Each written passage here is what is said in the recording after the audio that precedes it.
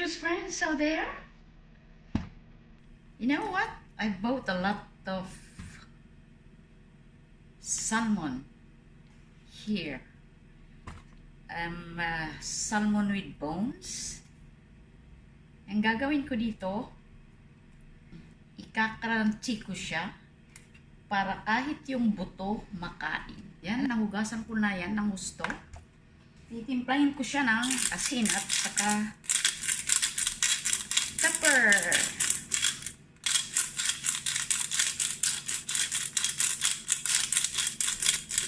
Sea salt ang ginagamit ko. Yan. Kaya ginagrind ko siya kasi malalaki yung salt. Kasi sea salt nga. Yan. Tapos pepper.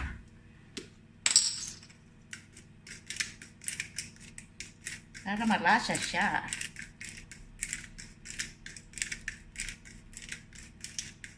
Tapos ano ko lang to kasi may oven itong sa kitchen ng bus ko. Yan, i-grill ko siya para iwas mantika. Kasi may natural oil na ito. Salmon oil.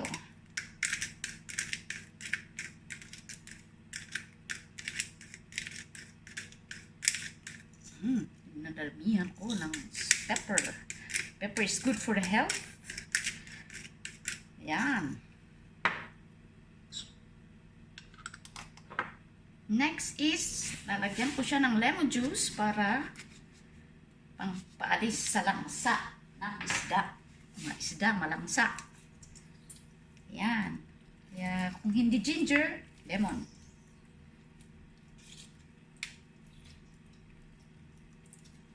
I-grill ko to kaya lemon ang ilalagay ko.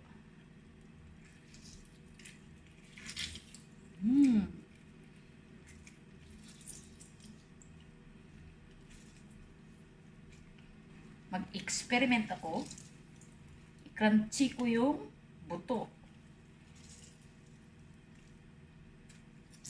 Para kainin ko yung kaya kong kainin na buto.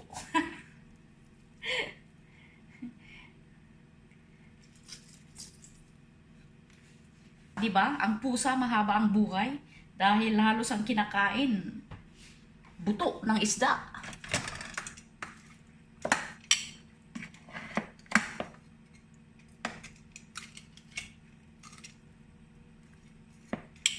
Yung iba, ipapaksiw ko. Paksiw.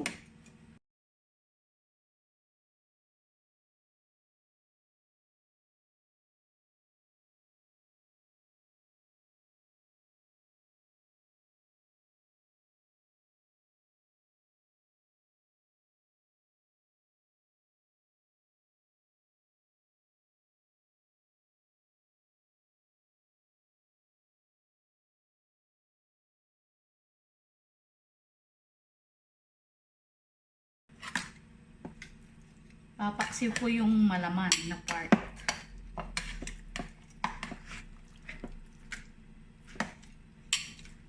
Yan.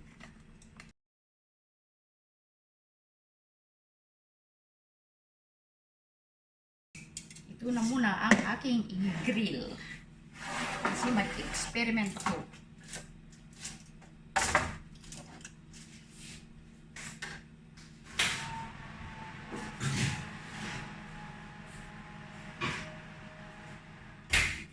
Na crispy na i-roast kong buto ng salmon. Oh, yan. Oh. Ayan na. Pwede na itong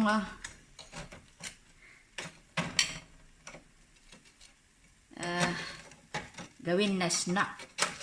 Haha. Ayan.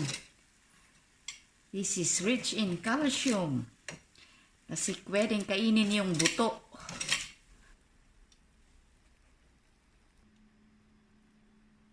I-try natin ang crunchy na. Sarap niya.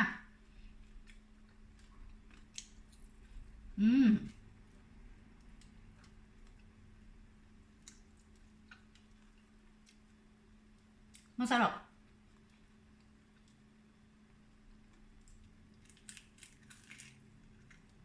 Mhm. Talagang kayang pwedeng papakin yung buto. Mhm. Ang sarap. Yan. So, grill lang ito. Hindi ko siya dinip fry na sa oil para ingat sa oil. Ang sarap. Pwede nang nguyain yung buto. Sarap niya. Rich in calcium. Punta kasi ako sa mamahalin na supermarket dito sa Hong Kong. Napansin ko, yung mga doon sa may mga snack. Ha, ano to? Sabi ko, buto naman. Buto lang naman, tapos super mahal. Ay, so yun. Diyan ko nakuha ang idea na to.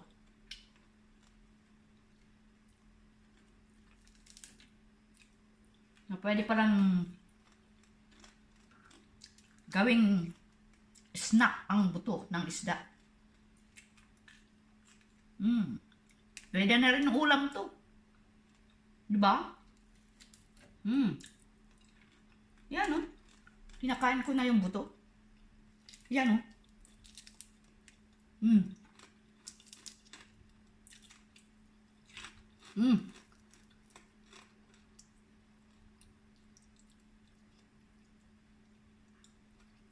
Buto yan ah. Buto na may laman. Sarap. Okay. Thank you for watching.